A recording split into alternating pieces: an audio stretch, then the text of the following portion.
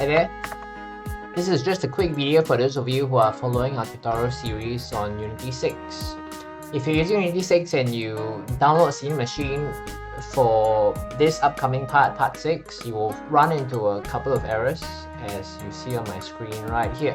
I'm going to show you how you can fix these errors, and the steps are actually pretty simple because you just have to go to Package Manager and search for Cinemachine, because in Unity 6, the default version of Cinemachine that you will download for your project is version 3, which is it's a big change. So what you want to do, the quick fix for now, is just to go to version history, find Cinemachine, go to version history, look at other versions, and just download version 2. So you want to use version 2 of Cinemachine with your Unity 6 project. This will fix all the errors that are related to Cinemachine.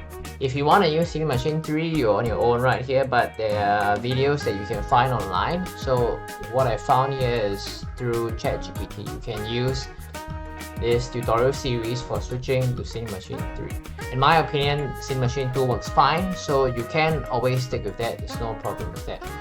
And once you've switched over to Cinemachine 2, all the errors should be fixed, and you should be ready to follow the rest of the tutorial series. Enjoy the content.